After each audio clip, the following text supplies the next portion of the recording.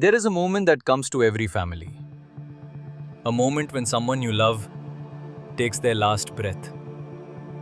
And in that moment of grief, of shock, of complete overwhelm, Hindu tradition hands you something extraordinary. Not just comfort, not just rituals, a complete, precise, compassionate roadmap.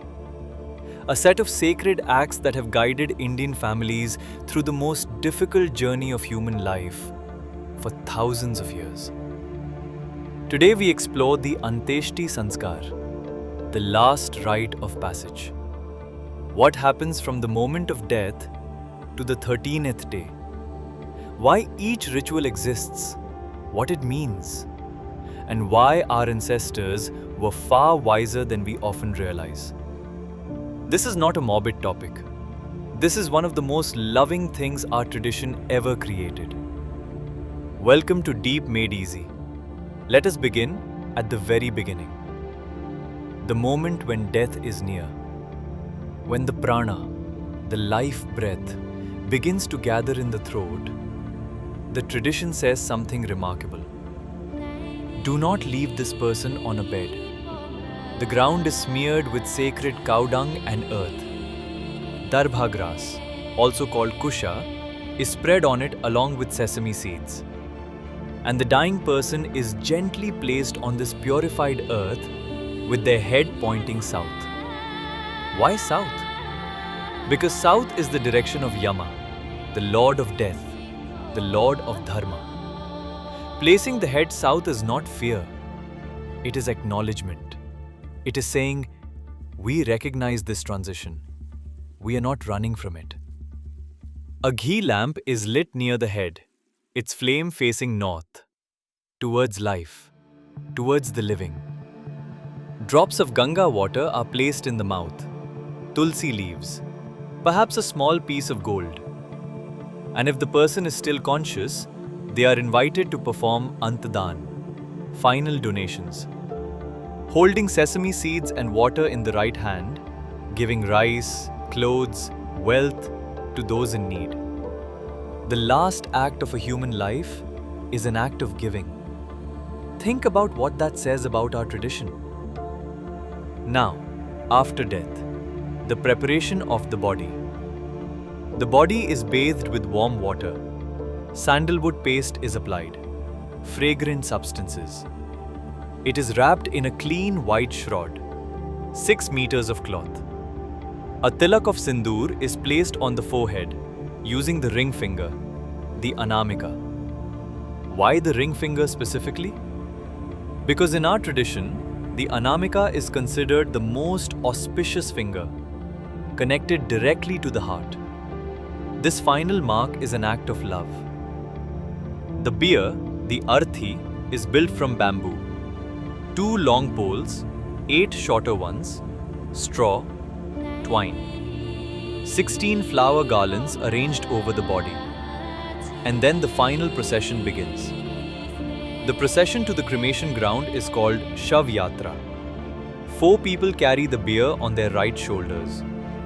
The body travels feet first, allowing the soul to symbolically walk away from home without looking back. At a significant point along the route, often a 3-way intersection, the first Pinddan is offered. Small balls of rice and sesame, offered facing south, reciting mantras. This is called Pratyahara Pinddan, the offering that begins to connect the departing soul with its ancestors. The soul does not travel alone.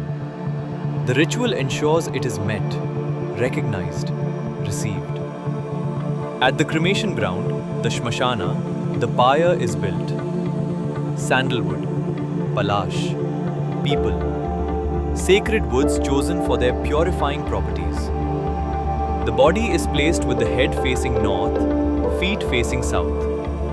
A ghee lamp is lit.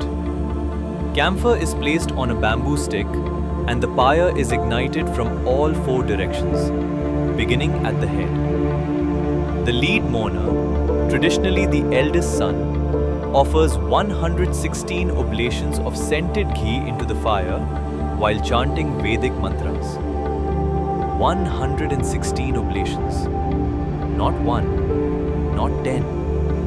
116. Each one a prayer. Each one a sending off. When the body is nearly burnt, the skull is broken.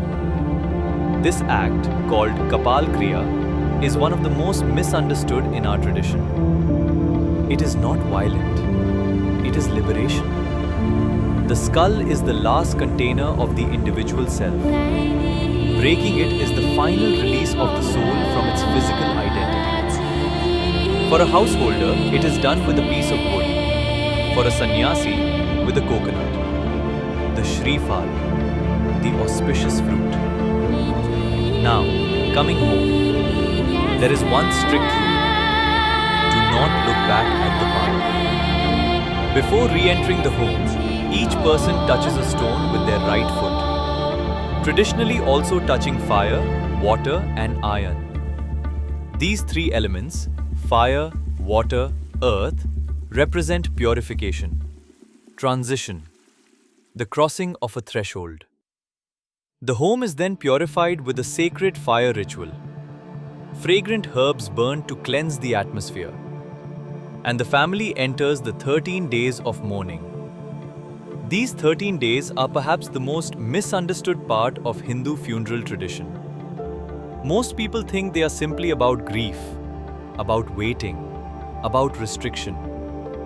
They are actually about something far more profound.